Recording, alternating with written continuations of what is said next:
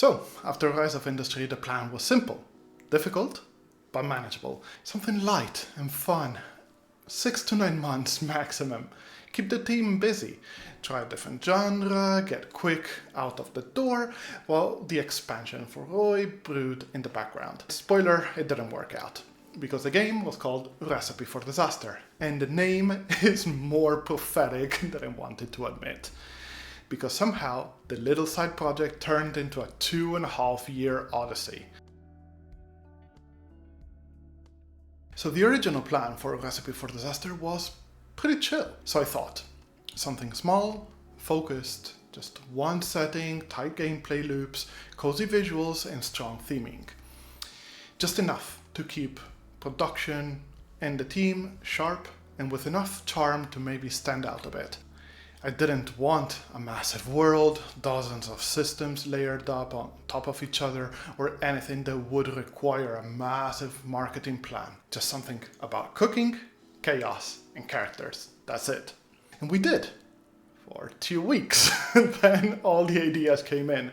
Stuff like, wouldn't it be cool if we could swap out the restaurant layouts or have themes? Or what about customers? What if they had personality and traits? Or what if the campaign had sandbox mode and challenges and endless and multiplayer and no, maybe multiplayer no, but let's prototype it just in case.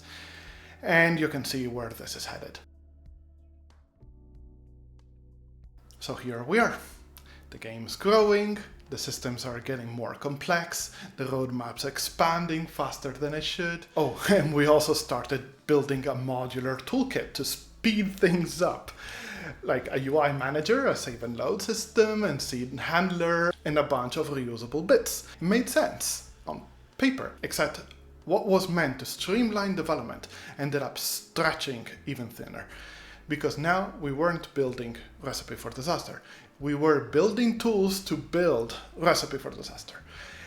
And maybe other things. So we brought in more people, and in a span of a few months, the team doubled and tripled. And to be honest, I'll admit it felt good because we were legit. Like, we had proper stand-ups and Jira boards and producers quoting articles I can't even remember. But here's the part nobody tells you. If you don't adjust how you work, all that growth makes things slower. It only adds meetings and dependencies and confusion. And I still remember moments when half the team was blocked waiting for decisions that didn't even exist the week before. Because the design kept moving and the goals weren't locked in, and somehow I was still figuring things out as we went. It's pretty normal, that kind of stuff in early dev, but when you're over 20 people waiting on clarity and payrolls bleeding money every single month, it's much more than just bad management. So we grew, and the team ballooned to match the scope, and the scope ballooned to match the team.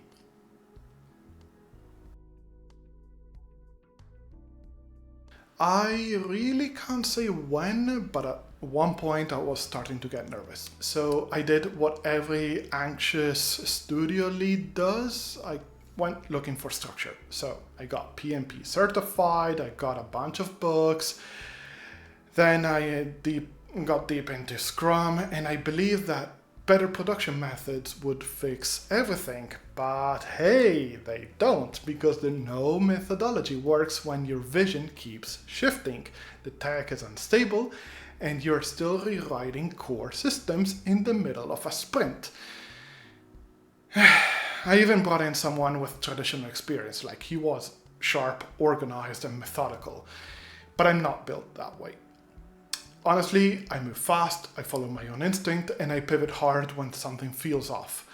And if you try and bolt that kind of methodology into my kind of personality, it fails big time.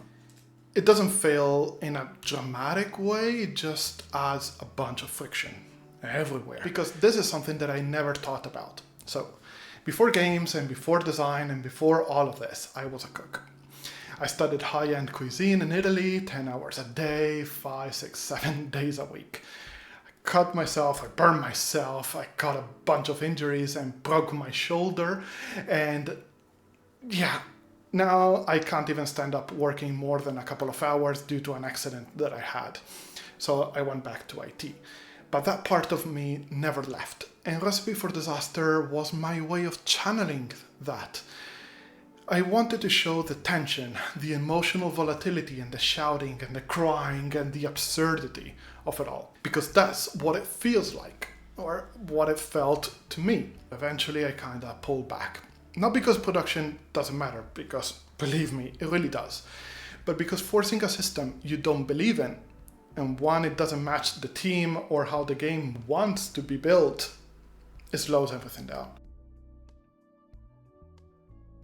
So now, bigger team, bigger production, and multiple projects spinning at the same time, theoretically connected.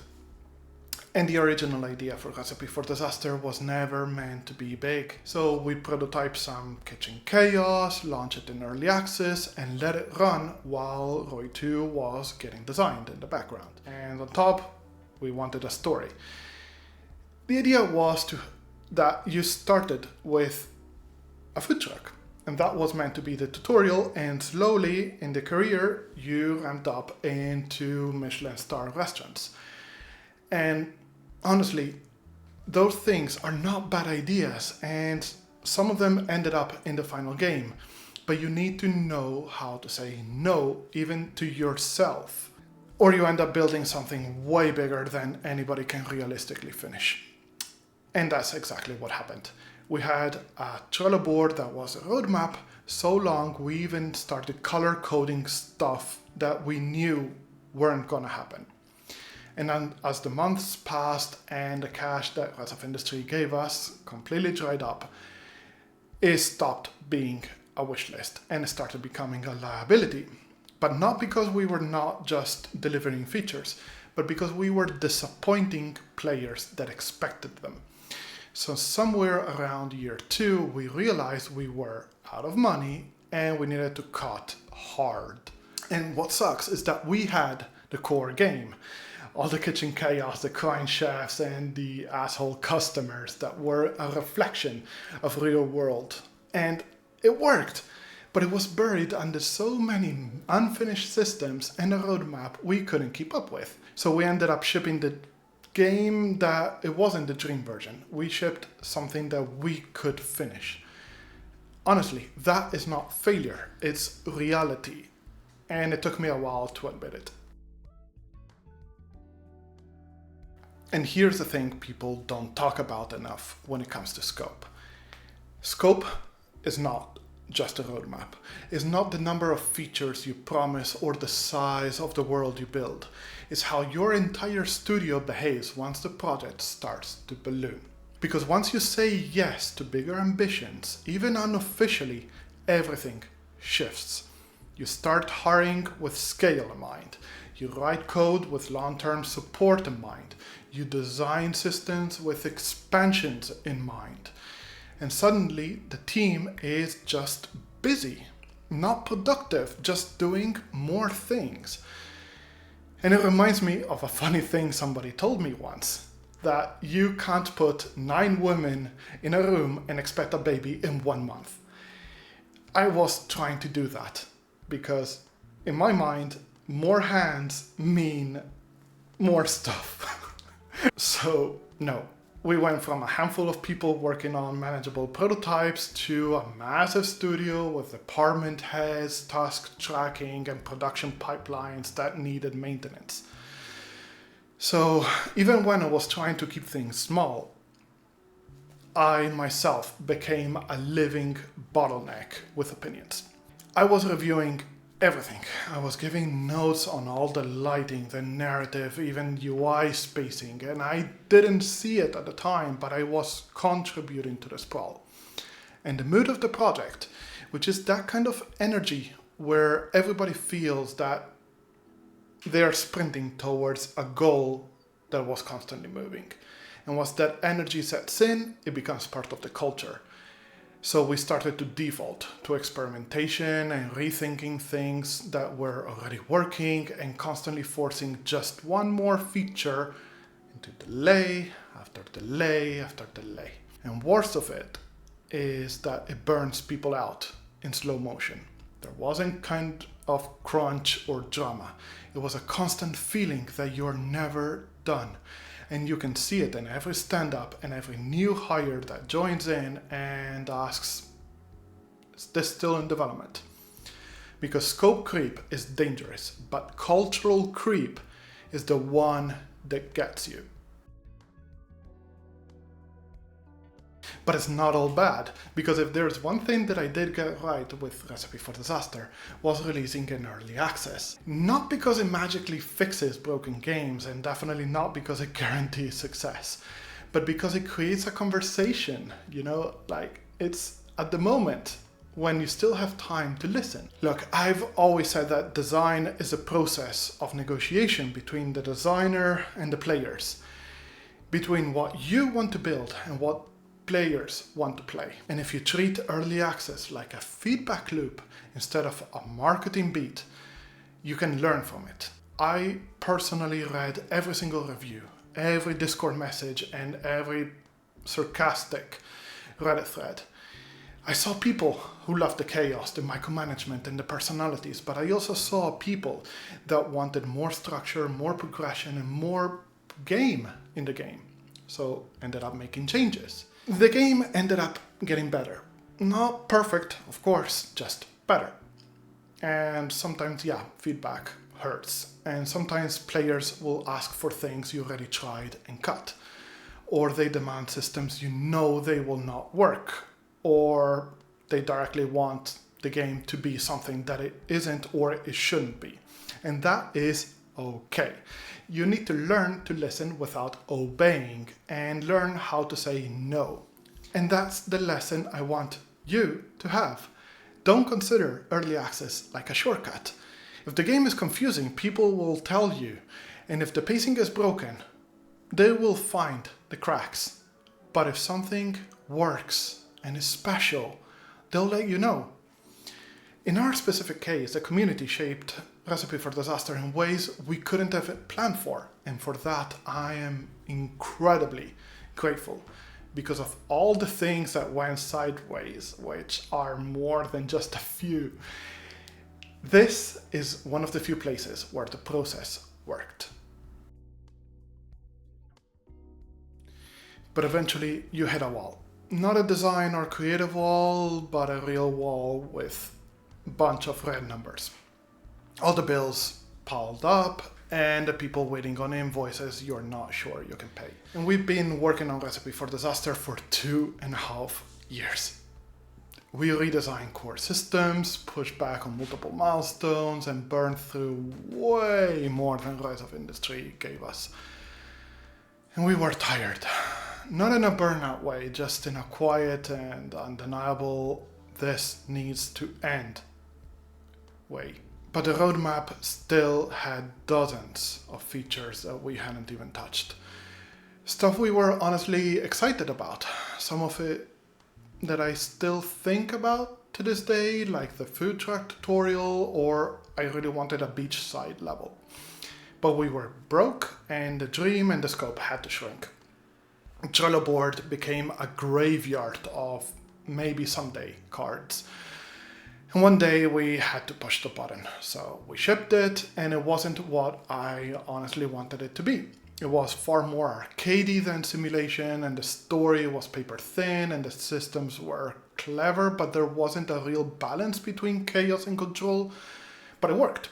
The people got what they were going for. And people, some of them hated the stress mechanics, and some adored the personality and emergent gameplay.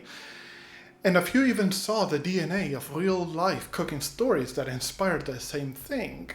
So we shipped it. It wasn't the dream version, but it was ours. And you need to be honest, because sometimes that's enough. So, what did I learn? Personally, I learned that making games and running a studio are two completely different jobs. and I only wanted to do one of them, and you can probably guess which one.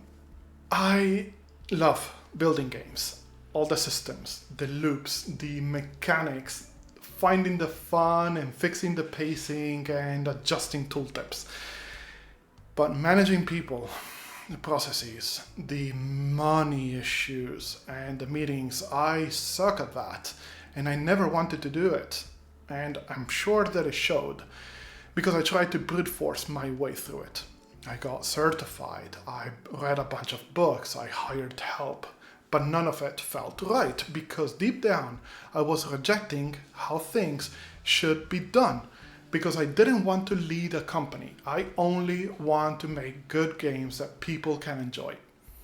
And this industry doesn't make it easy. And I said it many times in the past and will always say it. The worst part of having a company is having a company.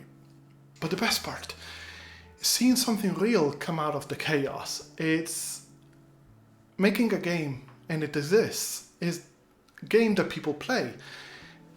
Some even love it.